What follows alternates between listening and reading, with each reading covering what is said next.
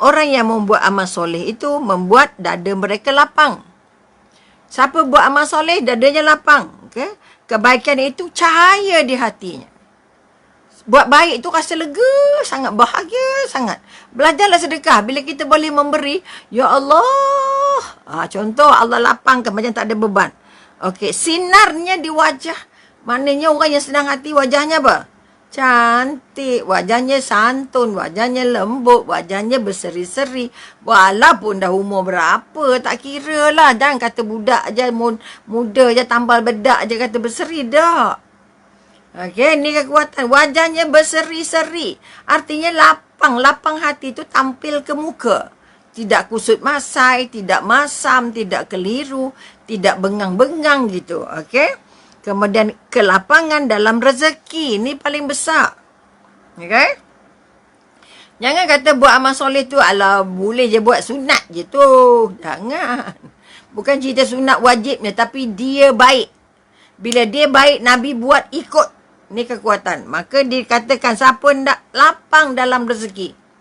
Lapang mencarinya, lapang membelanjakannya, lapang berkongsi, lapang disimpan. Ni kekuatan. Kemudian kita kata dia akan mengungkapkan ungkapan cinta di orang-orang di sekelilingnya. Maka ini kita katakan kekuatan kita. Bila bercakap, orang tahu siapa kita. Bila kita bercakap, orang tahu hati kita. Bila kita bercakap, orang tahu apa dalam otak kita. Oleh itu, jangan sekadar bercakap, nak bercakap. Tapi tak tahu isi apa yang kita cakap, bahasa apa kita nak pakai dan ke siapa tujuan kita bercakap. Maka orang itu juga dia dimasukkan ke dalam dalam amal soleh. Sebab itu senyum aja mahal. Senyum aja modal paling besar untuk sedekah. Maka yakinlah bila perkataan-perkataan yang baik kita lontarkan, pasti dia merupakan hadiah besarnya sebagai amal jariah, sebagai amal kebajikan, sebagai amal soleh yang dibalas Allah dengan cara yang paling baik. Okey, yang keempat kita tadi, Allah ulang balik ni, minta maaf banyak.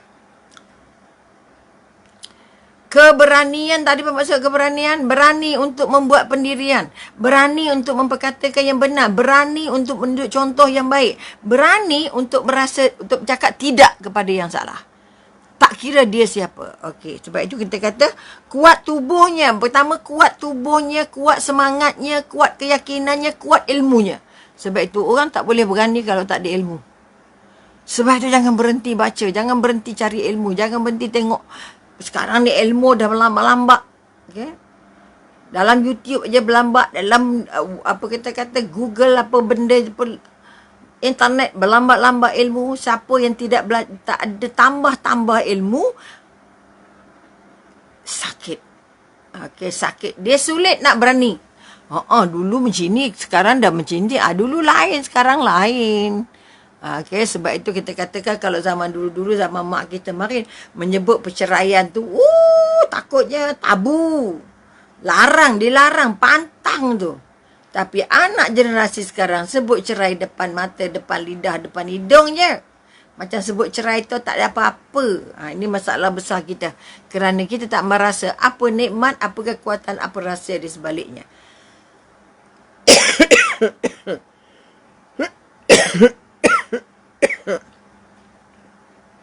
Sebab itu sekali lagi, mengulang sekali surah Al-Jin ayat 16 tadi. Bahawasanya jikalau kamu, mereka tetap berjalan di jalan yang lurus, jalan lurus, ihdinas siratal mustaqim yang kita minta 16 kali. Okey. Mereka, maknanya jalan-jalan itu adalah benar-benar kami akan memberi minum kepada mereka air yang segar. Artinya diberi rezeki yang banyak. Okay, rezeki yang banyak. Itu di antara kalau nak kata, kalau kita lihat-lihat untuk buat amal soleh. Okey, yang kelima, kita kata tadi yang berani, betul. Orang yang tidak mudah terusik keyakinannya kerana dia benar-benar yakin. Yakinnya kental, okey. Kemudian dia juga tidak goyah dalam keadaan yang sulit. Kusut masai kata, tak ada.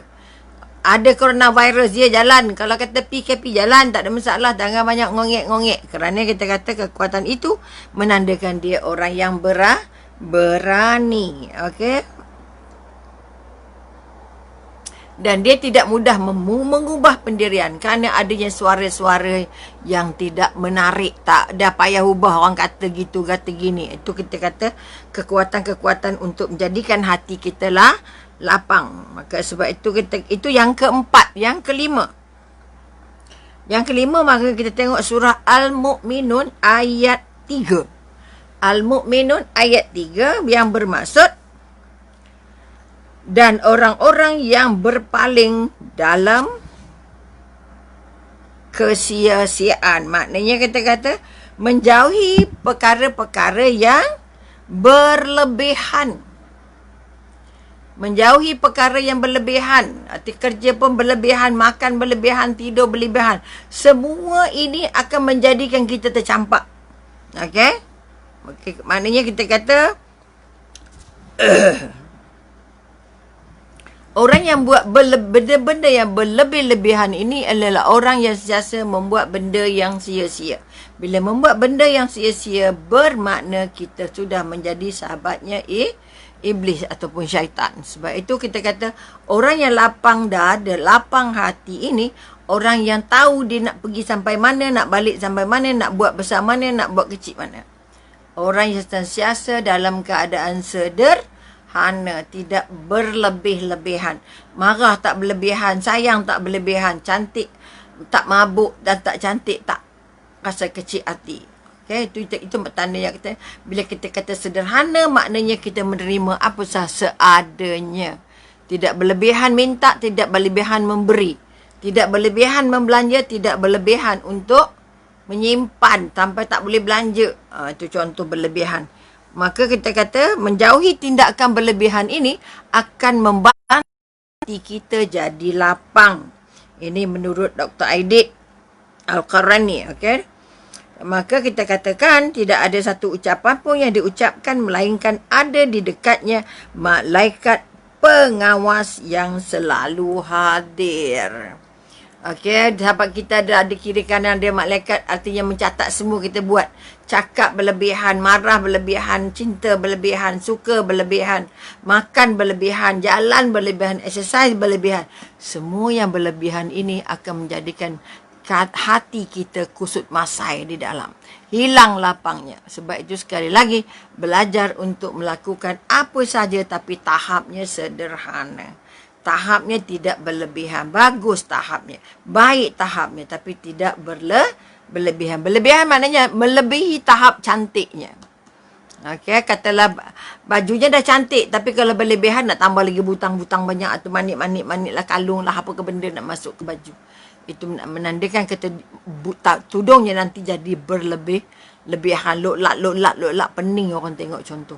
Itu pun kita masukkan dalam perhiasan yang berlebihan. Ingat tadi kita kata tauhid yang pertama. Ya, rasa Allah dekat, rasa Allah bantu kita, pertolongan Allah dekat, rasa Allah tengok kita, rasa Allah ukur kita, dan akhirnya kita berjanji kita nak ikut perintah Allah. Itu yang kedua tadi apa? Kita nak belajar mesti ada jangan masukkan zon kufur. Okay, orang kufur memang Allah masukkan sempit segala benda dan yang dia buatnya. Ketiga, kita kata mesti ada. Kedua, mesti ada ilmunya. Ilmunya mestilah ilmu yang mendekatkan ke dia dengan Allah. Ilmu yang membuat dia merasa dia akul semua perintah Allah. Bukan semua ilmu. Ada ilmu yang menentang Allah. Ada ilmu yang menentang Rasulullah. Menghina Rasulullah. Okey.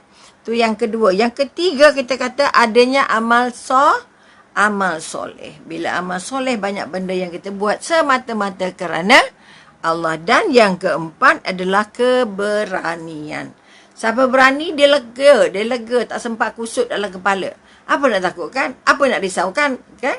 Kerana yang ada mengurus kita ini sentiasa ada, tak pernah tidur. Okey? Maka kita katakan tadi kita kata ada malaikat yang mencatat. Jadi ada malaikat yang merakamkan. Ada malaikat yang bawa CCTV untuk kita. Dan kita kata surah Al-A'raf. Okey, dalam surah Al-A'raf. Makan dan minumlah dan jangan kamu berlebih-lebihan. Walaupun makannya sedap macam mana, walaupun hebat macam mana, tapi jangan berlebihan. Berlebihan artinya makan lebih dari hak. Makan lebih dari yang diperlukan. Ini tadi monyet masuk dalam gerombong dia besar-besar, bawa balik jumpa anak-anak misalnya. Jadi jangan makan dan minum pun jangan berlebihan. Tidur pun jangan berlebihan. Betul? Sebab itu sekali lagi kita kata, wahai teman-teman, teman tempat tidur, kau selalu banyak tidur. Sesungguhnya setelah kehidupan ini ada tidur yang panjang. Apa tidur yang panjang? Kita menunggu datangnya datangnya akhirat, berada di dalam kubur sampailah hari kiamat. Sebab itu kita kata sekali lagi, jangan banyak-banyak rehat di atas bumi, kerana di atas bumi tempat berladang, di atas bumi tempat berjuang, di atas bumi tempat bekerja. Tetapi di akhirat nanti tempat menyemai, tempat menuai, tempat meraih semua nikmat-nikmat yang sudah Allah janjikan. Maka sekali lagi bangun kekuatan bahawa kita harus memiliki hati yang lapang untuk rasa dapat khusyuknya solat. Kerana lapang hati itu, lapang dada itu akan membuat kita rasa tenang, rasa lapang dan tidak ada masalah untuk sama ada mengurus kehidupan hariannya atau dalam pekerjaannya, di pejabatnya dan sebagainya. Maka sekali lagi terima kasih pada perhatian. Sebab itu kita mengingat, wahai teman, tempat tidur kau terlalu banyak tidur. Wahai teman yang namanya tempat tidur, kamu menyebabkan aku banyak tidur. Yes. Sesungguhnya setelah kehidupan ini ada lagi tidur yang panjang. Jangan nak habiskan dunia saja. Sebab itu kita diminta untuk menyemai. Kita diminta untuk menanam sesuatu. Kita diminta untuk membuat sesuatu. Supaya apa? Kita kata ada masa yang terisi. Jangan sampai ada ruang-ruang yang tidak diisi sehingga akhirnya diisi iblis.